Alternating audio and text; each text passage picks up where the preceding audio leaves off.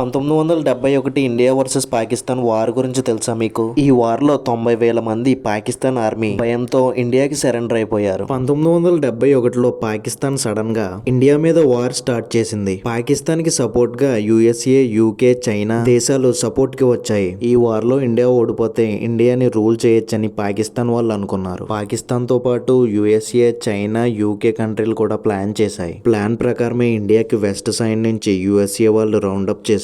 North side నుంచి UK army వాళ్ళు round up చేశారు. ఇంకో సైడ్ నుంచి చైనా వాళ్ళు కూడా చుట్టుముట్టారు. వీళ్ళ సపోర్ట్ చూసుకుని పాకిస్తాన్ ఇండియా మీద వార్ స్టార్ట్ చేసింది. ఇక ఇండియా పని అయిపోయింది అన్న టైంలో అరేబియన్ సీలోంచి పెద్ద పెద్ద షిప్స్, సబ్మెరైన్స్ వచ్చాయి. యూకే, చైనా, యుఎస్ఏ కంటే వాళ్ళకంటే చాలా పెద్ద పెద్ద వెపన్స్ అడ్వాన్స్డ్ కూడా. ఆ షిప్ లో ఎక్కడి నుంచో రాలేదు, రష్యా నుంచి వచ్చాయి. రష్యా కంట్రీ ఇండియాకి సపోర్ట్ గా నిలవడం చూసి యూకే, యుఎస్ఏ, చైనా వెనక్కి వెళ్లిపోయారు. ఆల్రెడీ ఇండియాలోకి ఎంటర్ అయిన పాకిస్తాన్ ని ఇప్పుడు ఇండియా వాళ్ళు రౌండప్ చేశారు. సేమ్ సిచ్యువేషన్ ఇప్పుడు కూడా వచ్చింది. కాకపోతే మిగతా కంట్రీస్ అన్ని కూడా మనకి సపోర్ట్ గా నిలిచాయి. ఇన్ఫర్మేషన్ నచ్చితే మన ఛానల్ ని సబ్స్క్రైబ్ చేయండి.